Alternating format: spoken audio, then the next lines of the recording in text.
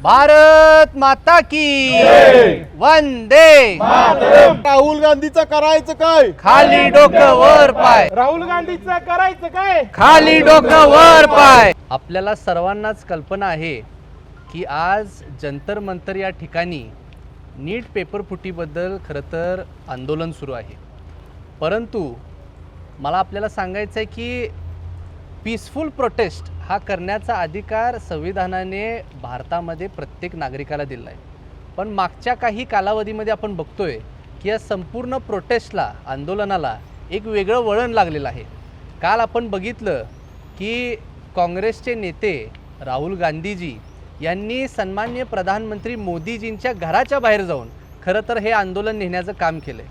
आज जे नारे त्या ठिकाणी चालले आहेत की पार्लिमेंट उखडून काढू, मोदीजींनी राजीनामा द्यावा, मुळात हा जो संपूर्ण आंदोलन आहे हे नीट पेपरफुटी बाबतीत आहे, विद्यार्थ्यांसाठी आहे.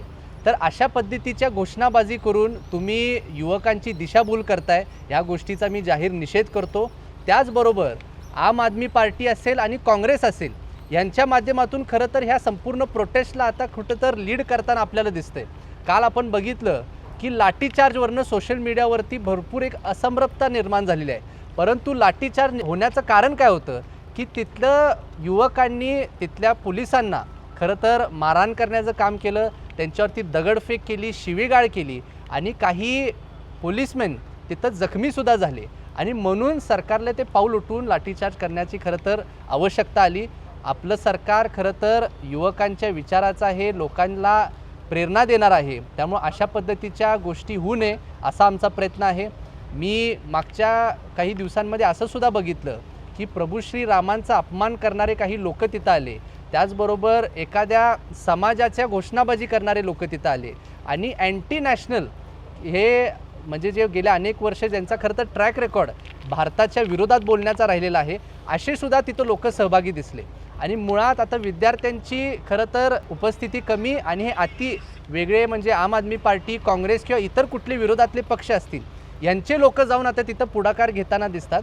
आणि मुळात हा संपूर्ण सेशन आता पार्लिमेंटचा जो चालू आहे, सभागृहामध्ये तुम्हाला जे प्रश्न मांडायचे आहेत ह्यासाठीच हा सेशन असतो. त्यामुळे तुम्हाला सन्माननीय प्रधानमंत्री महोदयांच्या घराच्या बाहेर आंदोलन करण्याची आवश्यकता काय आहे?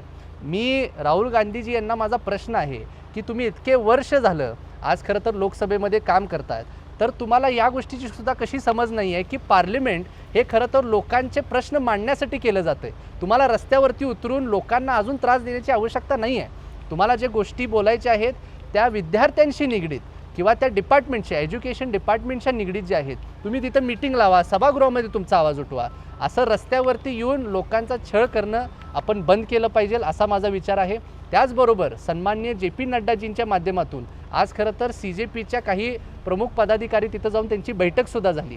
त्यांनीसुद्धा एकदम सकारात्मक भूमिका सगळ्यांसमोर ठेवून की आम्ही विद्यार्थ्यांचे प्रश्न सोडवण्यासाठी आम्ही काम करत आहे आणि येणाऱ्या काळात अशा गोष्टी होणार नाहीत. जे लोक ह्यामध्ये सापडलेले आहेत, जे गुन्हेगार असतील यांच्यावरती सुद्धा कठोरातली कठोर कारवाई होईल असं सुद्धा आपल्या सरकारने सांगितलं.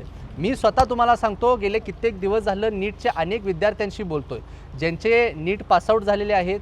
त्या विद्यार्थी आता त्यांच्या पुढच्या कामकाजाला लागलेले आहेत आणि मी त्यांच्या अनुभवातनं ह्यासुद्धा गोष्टी समजून घेतल्या की जो 1 महिन्याचा कालावधी होता जिथं रिटेस्ट झालं, 100% विद्यार्थ्यांना काही गोष्टींबद्दल वाईट वाटलं. परंतु इथून पुढं आता त्याच्यावरती काम कशा पद्धतीने केलं पाहिजे ह्यासाठी आता सरकार कार्यरत आहे. मी ज्या विद्यार्थ्यांशी बोललो त्यांनी मला सांगितलं की खरं तर ह्या संपूर्ण सिस्टीममध्ये गेले अनेक वर्ष तेच लोक सहभागी असल्यामुळं त्यांचे एक रॅकेट तयार झाले. हे रॅकेट जर मोडून काढायचं असेल तर शासनाने काही पाऊल उचलले पाहिजे आणि त्याच्या सूचनासुद्धा त्यांनी मला दिल्या, जे मी आता येणाऱ्या काळात खरं तर महाराष्ट्र राज्यातले सन्मान्य मुख्यमंत्री महोदयांच्या माध्यमातून दिल्ली सरकारपर्यंत पोहोचवण्याचं काम करणार आहे. आणि कालचं जे संपूर्ण प्रकरण हे खरं तर अनकॉन्स्टिट्युशनल आहे असं मी स्पष्टपणे म्हणेन. ज्या पद्धतीचं म्हणजे ही लीडरशिप आहे किंवा ज्या पद्धतीने युवकांची दिशाभूल करण्याचं काम करतात, एका खरं सांगायला गेलं तर फिलॉसॉफरने एकदा एक वाक्य वापरलं होतं की तुम्हाला जर एखादा देश नष्ट करायचा असेल तर तिथल्या युवा पिढीचा विचार किंवा मानसिकता तुम्ही नष्ट केली पाहिजे. आणि ते कुठं तर हे काँग्रेस किंवा आम आदमी पार्टीचे लोक करताना आपल्याला दिसतात. मी माझ्या सर्व युवा पिढीला विनंती करणार आहे माझ्यासारखे युवक तुमच्या सगळ्यांचे प्रश्न समजून घेण्यासाठी आणि सरकारपर्यंत मांडण्यासाठी सक्षम आहेत. तुम्ही सोशल मीडियाच्या माध्यमातून खरं तर दिशाभूल करण्याचं जे काम चालू आहे याच्यासाठी बळी पडू नका. आज मी तुमच्यासमोर ह्या गोष्टीसुद्धा उघड करणार आहे की सोशल मीडिया एजन्सीजला खरं तर शेकडो कोटी रुपयांचं फंडिंग येताना दिसते. आज जे सोशल मीडिया इन्फ्लुएन्सर्स आहेत त्यांना आज ईमेल्स चाललेले आहेत. हे जर तुम्हाला सुद्धा कल्पना असेल तर सांगतो मी.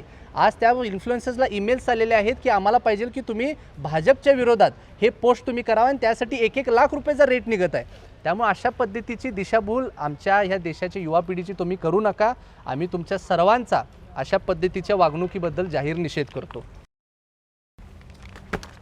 मुर्दाबाद मुर्दाबाद राहुल गांधी मुर्दाबाद. मुर्दाबाद मुर्दाबाद राहुल गांधी मुर्दाबाद.